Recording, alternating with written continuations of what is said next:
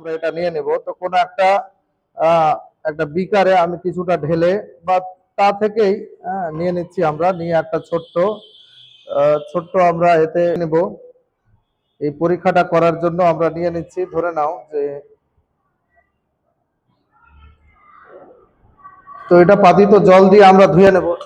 করব সেটা হচ্ছে অক্সালিক অ্যাসিডটাকে বুরেটে নেব, আর পিপেটে নিয়ে কনিক্যাল ফ্লাক্সে নেব 25 ml সোডিয়াম হাইড্রোক্সাইড। তো n/10 আমরা বানিয়ে রেখেছি 500 ml n/10 oxalic acid solution. তো এটা হচ্ছে জ্ঞাত মাত্রা রয়েছে, এটা হচ্ছে জ্ঞাত মাত্রাটা কত 1.02। তো এটা হচ্ছে স্ট্রেংথটা 1.02, এটা হচ্ছে S1টা বলা রয়েছে, এবং এটার মানে V1টা কতটা নামছে আমরা দেখবো। তো তার আগে আমরা কিভাবে ভরবো, তো এটা হচ্ছে বুরেট, তোমরা দেখতে পাচ্ছ বুরেটের নিচে ফাঁকা স্থান রয়েছে। এটা কিন্তু পুরোপুরি এই নিচের স্থান থেকে উপরে পর্যন্ত জিরোতে মেলাতে হবে। তো জিরোতে মেলাবো আমরা, এখানে পুরোপুরি 50 ml পর্যন্ত দাগ রয়েছে। তো আমরা এটাকে ভর্তি করছি, নিচের স্টপটা 1 করে দিচ্ছি, আমরা অফ করে ঢালতে লাগলাম। নলটাকে অফ করে যেন কোনো প্রকার তরল নিচের দিকে না নেমে যায়, এই জন্য আমরা অ্যাসিডটা ঢেলে নিচ্ছি প্রথমে। তো 50 ml পর্যন্ত তোমরা কমেও করতে পারো, তো প্রাথমিকটা 50 ml লিখে দিতে হবে। তো আমরা একটু বেশি নিয়ে নিলাম। এটা হচ্ছে তোমরা এর সাহায্যে ফানেলের সাহায্যে ঢেলে দিবে। তো আমরা ঢেলে দিলাম, তো এখন কিছুটা বেশি হয়ে গেল, তো আমাদেরকে একটু এটা দাগ পর্যন্ত নিয়ে আসার জন্য তোমরা দেখবে। তো আমরা এবার NaOH সোডিয়াম হাইড্রোক্সাইড সলিউশন এখানে লেখা আছে, পাত্রতে পরিপূর্ণভাবে লেখা আছে। তো আমরা কি করব,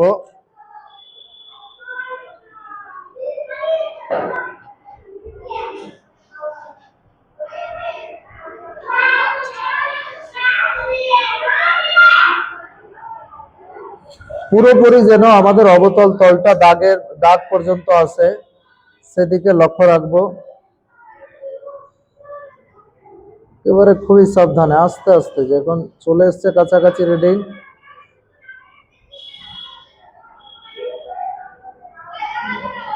একদম হয়ে গেছে।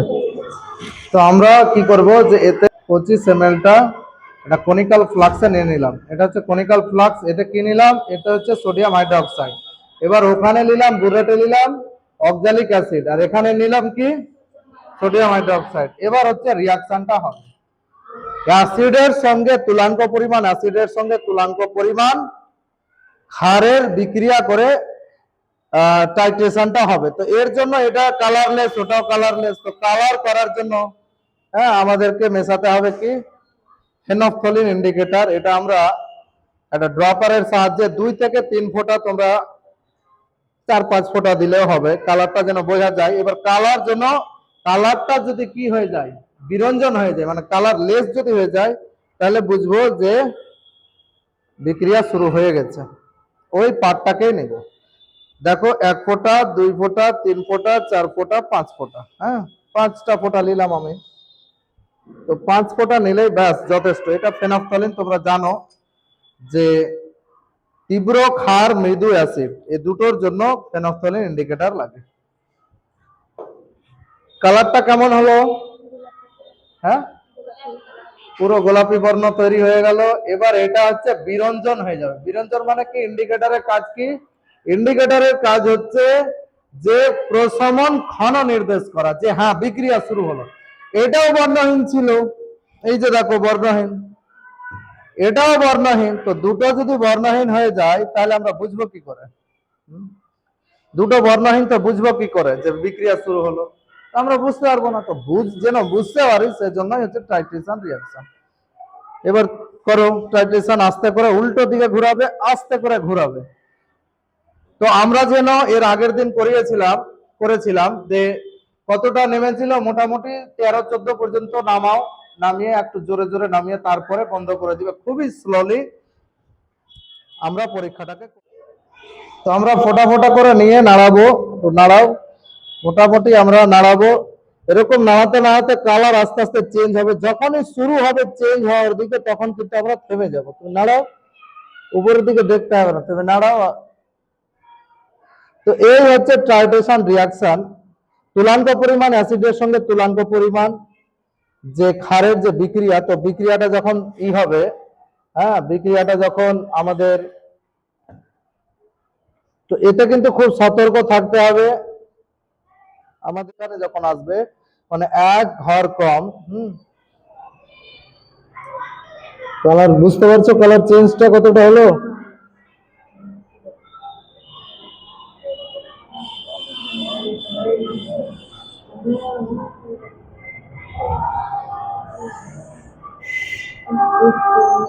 কিছুটা একটু হালকা হয়তো কালারটা আছে, হালকা এক ফোঁটা লাগবে। তো প্রায় শেষের দিকেই, হ্যাঁ, হয়ে গেছে। ছেড়ে দাও। কত আছে আমাদের অবতল পার্টটা নেব আমরা একেবারে 17.5। 17.5 তোমরা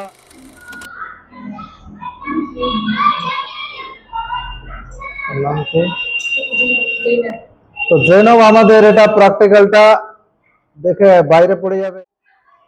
কেমন করা দিছে দেখো, ওর সাহস যে আমি করব। ওটা হচ্ছে চার্জ।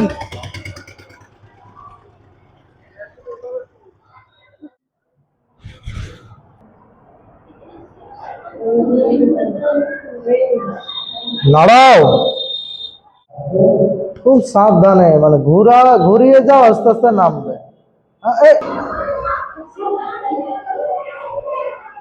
হ্যাঁ, হয়েছে হয়েছে। এবার এটা আমরা কনিক্যাল ফ্লাক্সে নিয়ে নেব, সোজা করে মাঝখানে, কোনো গায়ে যেন না করে, মাঝখান বরাবর।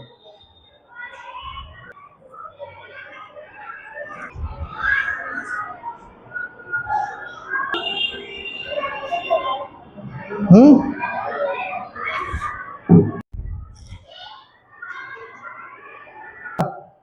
আচ্ছা। তো আমাদের 25 ml আমরা কি নিলাম, এটা সোডিয়াম হাইড্রোক্সাইড সলিউশন। এবার এখানে বুরেটে আমি 0 পর্যন্ত 50 ml নিয়েছি কি অক্সালিক অ্যাসিড, এটা হচ্ছে মৃদু অ্যাসিড। এবার এখানে যেটা যোগ করব ফেনফথলিন ইন্ডিকেটর। আমরা জানি যে মৃদু আমরা এখানে যোগ করব, মাঝখানে মাঝখানে যোগ করো। হ্যাঁ, হয়ে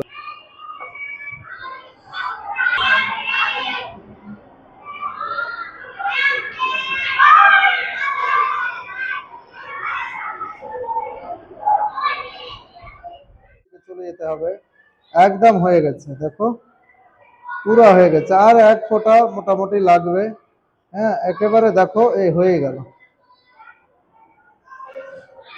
17.5 হলো।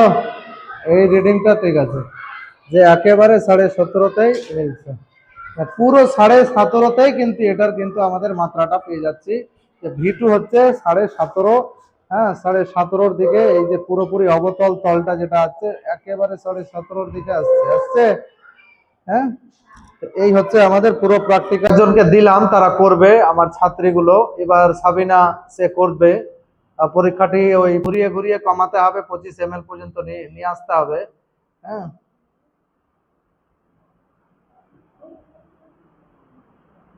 এবার ঘুরিয়ে ঘুরিয়ে ঘুরিয়ে অনেকটাই চলে এসছে, হয়ে গেছে। এবার তুমি কনিক্যাল ফ্লাক্স, এবার কনিক্যাল ফ্লাক্সে 25 ml NaOH নিলাম আমরা। হ্যাঁ, গাঢ় সোডিয়াম হাইড্রোক্সাইড সলিউশন N/10। এবার নিয়ে এবার শুরু করব আমরা। তার আগে বুরেটে অক্সালিক অ্যাসিডটা আমরা কিছুটা ভরবো। অক্সালিক অ্যাসিড সলিউশনটা উপরে বুরেটের উপরের পার্টটা 0 পর্যন্ত করব, প্রাথমিক পার্ট 0। যদি 0 না করি তাহলে যতটা আছে ততটা থেকে শুরু করব। তো আমরা 0, হ্যাঁ, ফেনফথলিন সলিউশনটা দিয়ে দিলাম। কালার দেখতেই পাচ্ছ তোমরা। হ্যাঁ, যে তীব্র, এবার তীব্র ক্ষারে ফেনফথলিন এই যে রেড কালার বর্ণ ধারণ করে, তোমরা দেখতে পাচ্ছ এই কালারটাই পুরোপুরি, হ্যাঁ, বিরঞ্জন হয়ে যাবে। এক কথায় বিরঞ্জন বাংলাতে বলে। তো বিরঞ্জনটা করে দেখাবে আমাদের সাবিনা। আস্তে আস্তে নিচের দিকে আস্তে করে ঘোরাতে গেলে খোলে, মানে এটা উল্টা। হ্যাঁ, তো আমরা নিচের দিকে রাখবো, রেখে মাঝখানে রেখে ঘুরাবো আমরা। হ্যাঁ, ওটাকে যেন নড়াতে থাকে।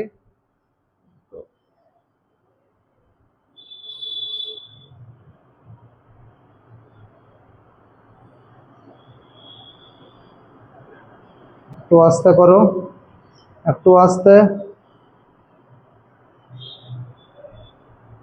দেখা ফোঁটা যেন বাইরে না পড়ে, কারণ ওটাও পরিমাপ হচ্ছে।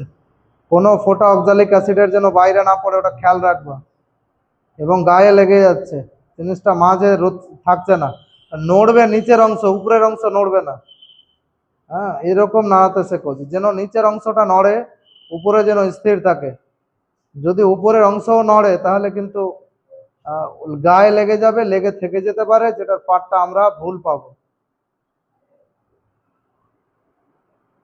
কারণ গায়ে লেগে থেকে গেল 2-4 ফোঁটা, তুমি উপর থেকে দেখছো গায়ে লাগছে, উপর থেকে দেখছো যে পড়েছে, কিন্তু মূল এতে আসছে না। একটা উপরে করো না, যদি ভিতর পর্যন্ত নিয়ে যাও তাহলে কিন্তু ওই গায়ে লাগার সম্ভাবনাটা কমবে।